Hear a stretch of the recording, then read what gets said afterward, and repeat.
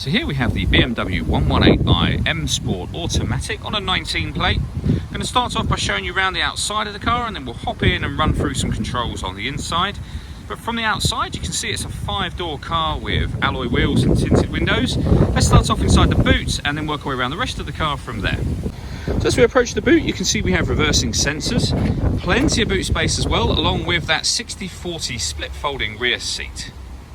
Okay, so we're just going to work our way back round to the front of the car, and then we'll hop in and run through some controls on the inside. Now that we've done a full circle of it, you can see it's in excellent condition the whole way round.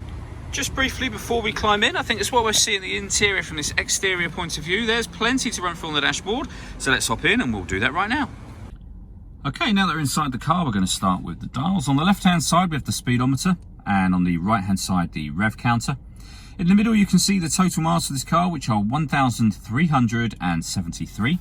You can change information displayed above that by using buttons on the steering wheel. There's various different bits of trip computer information, or you can have a digital readout for the speedometer displayed there should you wish to, and you can see that now. If we back out to the steering wheel, on the left-hand side, we have cruise control and speed limiter. And on the right-hand side, we've got stereo controls and phone controls, including voice activation. So you can hit that button, ask it to dial anyone in your contacts list, and it will do that for you without you having to take your phone from your bag or pocket. That is, of course, once you've paired your phone up. And that is done up here on the BMW Business Nav screen. Amongst other things, of course, bearing in mind it's Business Nav, you have got satellite navigation. We have a full video on our website that shows exactly how this works. It's well worth checking that out if you have the time to. It's also on our Facebook page as well. All the movements I'm making on the screen, they're all being done using the Idrive system, which is essentially this dial. These buttons as well, but mainly the dial.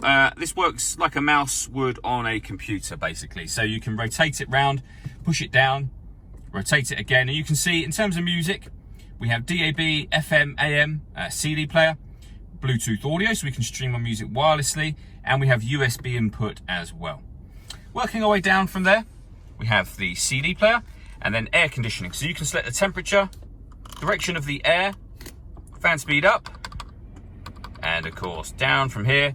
That button turns the air conditioning off in this case, or back on again.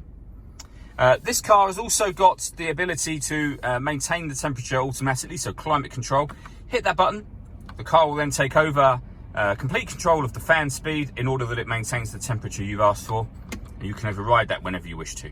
We've also got a heated driver seat with 3 different heat settings, and the same on the passenger side as well. 2 cup holders and a 12-volt charging socket.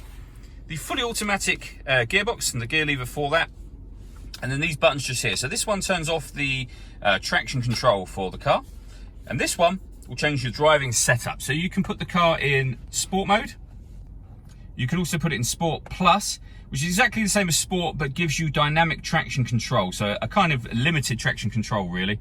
Back down to Sport, down to Comfort, which is your everyday driving, and then Eco Pro at the bottom.